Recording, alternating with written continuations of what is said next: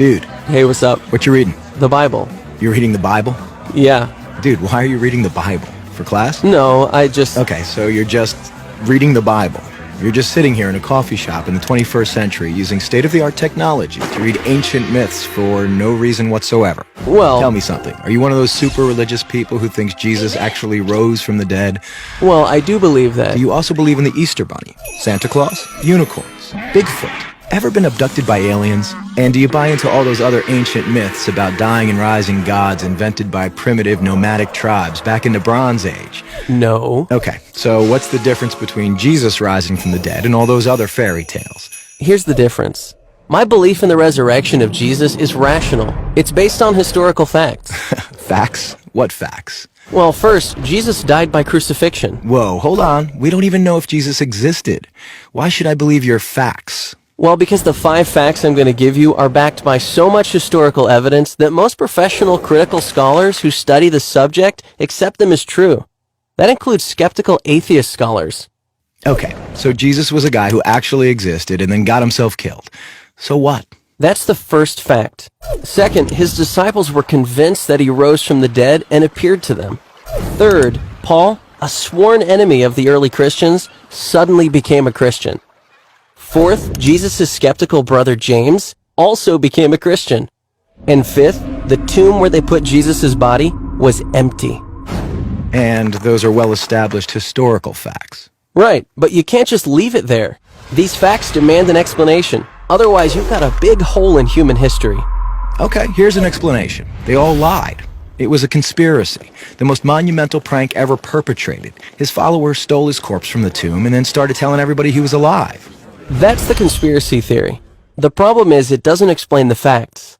How do a few spineless fishermen, cringing in fear for their lives, subdue a bunch of well-armed, professional Roman guards, roll away a 2-ton stone, steal a body, then hide it from a city swarming with people trying to find it?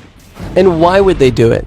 The disciples had absolutely nothing to gain by lying about Jesus' resurrection. In fact, they were persecuted, and we have good historical evidence that 5 of them were martyred because of their claim that Jesus rose from the dead. Apparently not a single one of them ever recanted. People don't willingly die for something they know isn't true. They were there. They knew whether it was true or not. All right, another theory. The disciples thought they saw Jesus alive after he died, but it was just wishful thinking. They were stressed and just kind of hallucinated. The hallucination theory also lacks explanatory power. 500 witnesses saw Jesus at the same time, and the disciples touched him.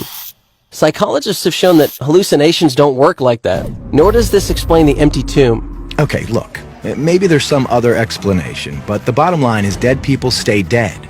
Rising from the dead would be a supernatural event, a miracle, and science has proven that miracles don't happen. Oh, really? When did that happen? I don't know. I just kind of heard it somewhere. Science has not disproven miracles. In fact, that would be impossible. Why? Science deals exclusively with natural phenomena, physical matter and material processes, right? Yeah. But a miracle, by definition, is not a natural phenomenon. It's supernatural. So a supernatural event would lie outside the boundaries of science. It's logically impossible for science to throw out any hypothesis that lies outside its boundaries. why have I never heard this stuff before? I don't know. Maybe because it's scary? Scary? Yeah.